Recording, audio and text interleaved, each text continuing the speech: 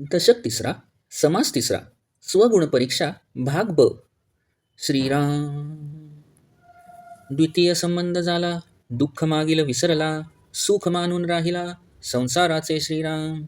झाला अत्यंत कृपण, पोटे न खाय अन्न, रुक्या कारणे सांडी प्राण, ये कसरा श्रीराम. कदा कल्पांती नवेची, साचिलेची पुन्हा सांची, अंतरी असेल कैची, सद्वासना श्रीराम. स्वये धर्म न करी, धर्म कर्त्यासही वारी, सर्व काळ निंदा करी, साधुजनाची श्रीराम. नेणे तीर्थ नेणे व्रत, नेणे अतीत अभ्यागत, मुंगी मुखीचे जे सीत, तेही वेचून साची श्रीराम.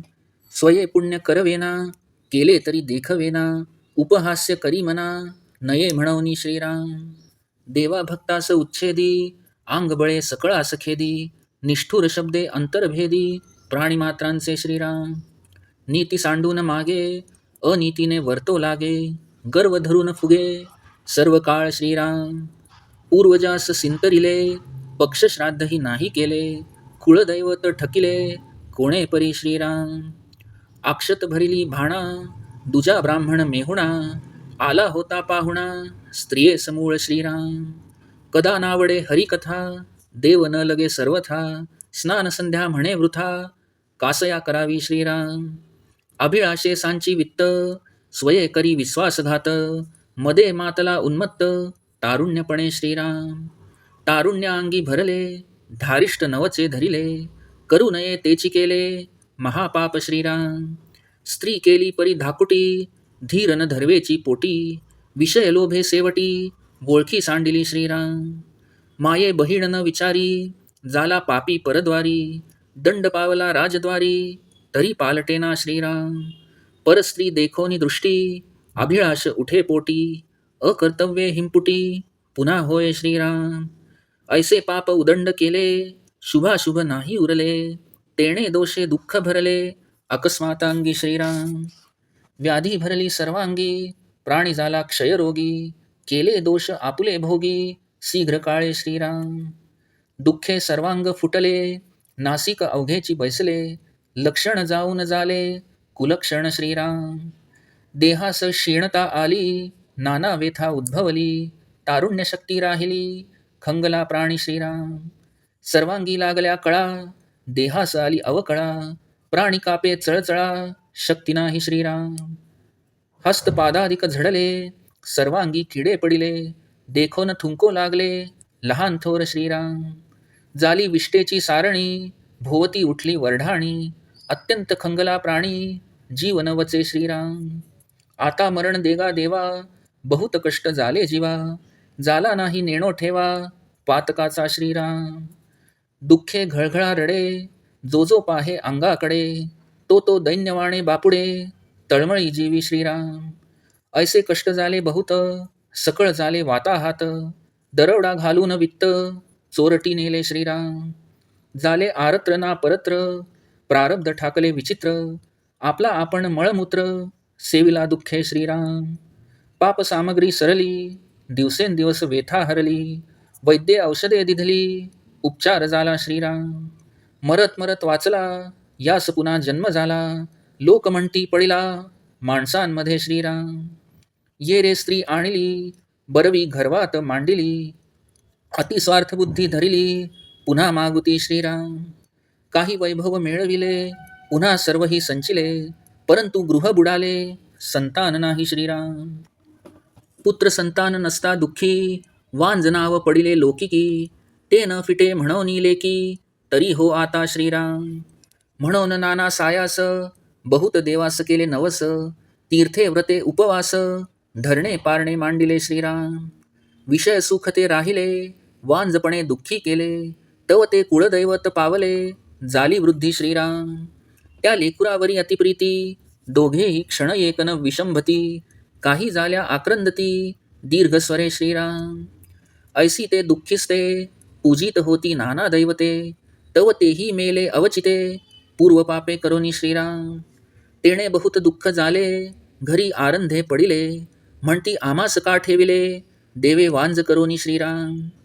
आम्हास द्रव्य काय करावे, ते जावे परी अपत्य व्हावे, अपत्या लागी त्यजावे, लागेल सर्व श्रीराम. वांजपण संधीसे गेले, तो मरत वांज नाव पडिले, ते न फिटे काही केले, तेणे दुःखे आक्रंदती श्रीराम. आमुची वेली का खुंटिली, हा हा देवा वृत्ती बुडाली, कुळस्वामीण का क्षोभली, बिजाला कुळदीप श्रीराम. आता लेकुराचे मुख देखेन, तरी आनंदे राडी चालेन, आणि गळही टोचीन, कुळस्वामिनी पासी श्रीराम. आई भूता करीन तुझा, नाव ठेवीन केरपुंजा, वेसणी घालीन माझा, मनोरथ पूर्वी श्रीराम. बहुत देवास नवस केले, बहुत गोसावी धुंडिले, गटकटा गिळले, सगळे विंचू श्रीराम. केले संबंधाचे सायास, रहाणे घातले बहुवस, केळे नारी केळे ब्राह्मणास, अम्रदाने दिदली श्रीराम. केली नाना कवटाले, पुत्र लोभे केली ढाले, तरी अदृष्ट फिरले, पुत्र नाही श्रीराम. वृक्षाखाले जाऊन नाहाती, फळती झाडे करपती, ऐसे नाना दोष करीती, पुत्र लोभा कारणे श्रीराम. सोडून सकळ वैभव, त्यांचा वाऱ्या वेघला जीव, तव तो पावला खंडेराव, आणि कुळस्वामिनी श्रीराम. आता मनोरथ पुरती, स्त्री पुरुषे आनंदती, सावध होनी श्रोती, पुढे अवधान द्यावे श्रीराम. इति श्रीदासबोधे गुरुशिष्य संवादे स्वगुण परीक्षा भाग ब नाम समास तिसरा समाप्त.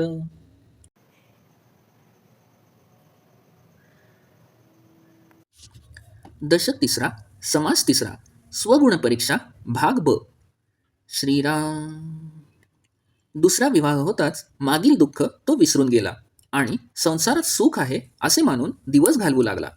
आता तो अत्यंत कंजूस झाला. पोटभर अन्न देखील खाईना. पैशासाठी एकाएकी प्राण टाकू लागला. प्रलय ओढवला तरी पैसे खर्च करीनासा झाला. साठविलेल्या पैशात सारखी भर घालू लागला. अशी वृत्ती झाल्यामुळे त्याच्या अंतरात सद्वासना राहील तरी कशी. स्वतः धर्म करीना व इतर कोणी धर्म करू लागले तर त्याचे निवारण करू लागला. साधू सज्जनांची सर्व काळ निंदा करू लागला. तीर्थयात्रा नाही, व्रत नाही, की अतिथी अभ्यागत नाही अशी त्याची वृत्ती झाली. मुंगीच्या तोंडातील अन्नाचा कणही तो वेचून साठवू लागला. स्वतःच्या हातून पुण्य करवत नाही, दुसऱ्या कोणी केले तर ते पाहवत नाही. आपल्याला आवडत नाही म्हणून जो कोणी करीत असेल त्याचा उपहास करू लागला. देवाला भक्तांना त्रास देऊ लागला.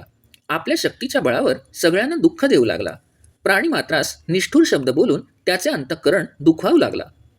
नीतीचा त्याग करून तो अनीतीने वागू लागला आणि सदा सर्वदा अभिमान धरून ताठ्याने वागू लागला.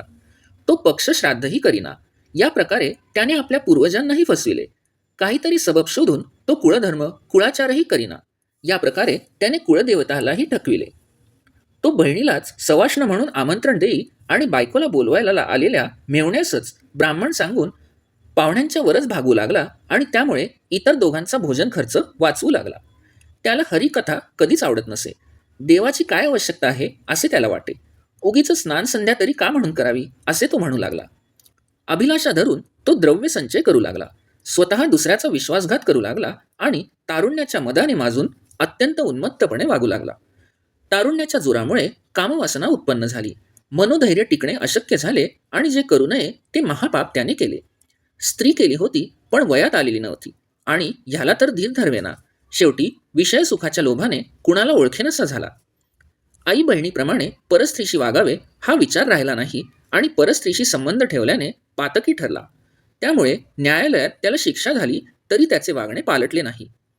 परस्त्री दृष्टीस पडताच त्याच्या मनात तिच्याविषयी अभिलाषा उत्पन्न होऊ लागली. पण तिची प्राप्ती होत नाही असे पाहून तो पुन्हा कष्टी होऊ लागला. अशा रीतीने त्याने उदंड पाप केले. शुभाशुभाचा विचारही त्याच्या ठिकाणी राहिला नाही. त्या दोषामुळे अकस्मात त्याच्या अंगी दुःख भरले. त्याच्या सर्व शरीरात रोग पसरला. त्याला क्षयरोग लागला. त्याने केलेल्या दोषांची फळे भोगण्याची पाळी लवकरच त्याच्यावर आली. रोगाने त्याच्या सर्वांगावर फोड उठले. नाक झडून गेले आणि सर्व सौंदर्य जाऊन कुरूपता आली. देह अगदी कृश झाला. नाना व्यथा उत्पन्न झाल्या आणि तारुण्यातील शक्ती सगळी नष्ट होऊन तो अगदी खंगून गेला. त्याच्या सर्वांगाला कळा लागल्या. देहाला अवकळा आली आणि अंगात शक्ती न राहिल्याने तो थरथर कापू लागला. हात पाय वगैरे रोगाने झडले. सर्वांगात किडे पडले. त्याच्याकडे पाहून सर्व लहान थोर लोक तिरस्काराने थुंकू लागले. त्यात त्याला जुलाब होऊ लागले. त्यामुळे आसपास दुर्गंधी सुटली. तो अत्यंत खंगून गेला पण जीव जाता जाईना. मग तो म्हणू लागला की देवा आता मला मरण दे. माझ्या जीवाला अत्यंत यातना झाल्या आहेत. अजून माझ्या पापांचा घडा भरला नाही का? तो दुःखाने घळघळा रडू लागला. जो जो स्वतःच्या अंगाकडे पाहावे तो ते अधिकच दैन्यवाने दिसू लागले. त्यामुळे तो बिचारा मनात तळमळू लागला. अशा प्रकारे त्याला खूप कष्ट झाले. सर्व वाताहत झाली. त्यात दरोडेखोरांनी दरोडा घालून सर्व द्रव्य चोरून नेले.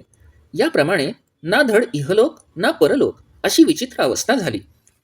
प्रारब्धाचा असा विचित्र भोग भोगावा लागला की स्वतःचे मळमूत्रच दुःखाने त्याला सेवावे लागले. पुढे त्याच्या पापकर्माचा भोग सरला आणि दिवसेंदिवस त्याची व्यथा कमी होऊ लागली. वैद्याने औषध दिले आणि त्याचा उपयोग झाला. लोक म्हणू लागले की हा मरता मरता वाचला आहे. याचा जणू पुनर्जन्मच झाला आहे. आता हा जरा माणसात आला आहे. मग त्याने आपल्या स्त्रीला घरी आणली आणि परत घरात दिवा लागू लागला. पण परत त्याने पूर्वीप्रमाणेच अतिस्वार्थ बुद्धी धरली. काही वैभव मिळवले, परत सर्व साठवले, पण संतान नसल्याने घर बुडाल्यासारखेच त्याला वाटू लागले. पुत्रसंतान झाले नाही, त्यामुळे तो दुःखी झाला. लोकात वांझ म्हणून नाव पडले. ते नाव जावे म्हणून आता मुलगा तरी होऊ दे किंवा मुलगी तरी होऊ दे असे तो म्हणू लागला. म्हणून त्याने नाना सायास केले. अनेक देवांना नवस केले. तीर्थयात्रा, व्रते, उपवास, धरणे, पारणे यांचा सपाटा लावला. विषय सुख राहिले बाजूला, पण वांझपणाने दोघांना दुःखी केले. तेवढ्यात कुलदैवत प्रसन्न झाले आणि एकदाचे मूल झाले. त्या मुलावर दोघांचे अत्यंत प्रेम जडले. दोघेही त्याला एक क्षणभरही विसंबत नसत. त्याला काही झाले तर ती जोरजोराने रडू लागत.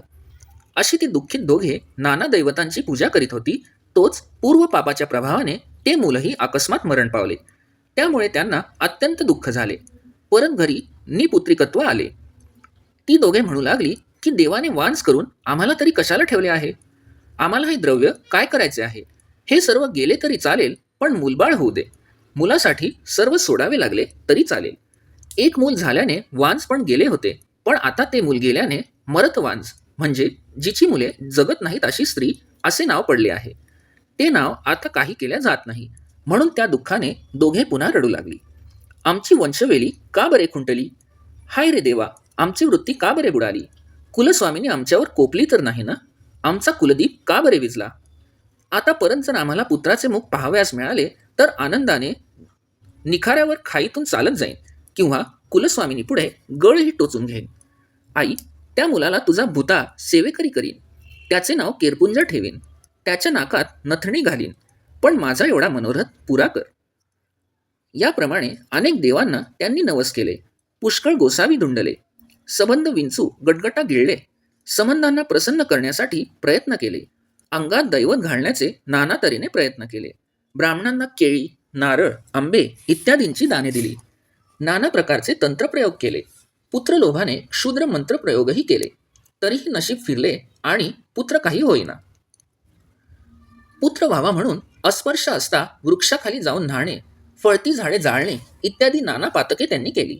दोघांनी आपले सर्व वैभव सोडून दिले आणि त्यांची अवस्था भ्रमिष्ठासारखी झाली. इतक्यात त्यांना खंडेराव आणि कुलस्वामिनी प्रसन्न झाली. आता आपले मनोरथ पूर्ण होतील या विचाराने नवरा बायको आनंदून गेली. श्री समर्थ म्हणतात की आता श्रोत्यांनी सावध होऊन पुढे जे सांगेन ते लक्षपूर्वक ऐकावे. इति श्री दासबोधे गुरुशिष्य संवादे स्वगुण परीक्षा भाग ब नाम समास तिसरा समाप्त.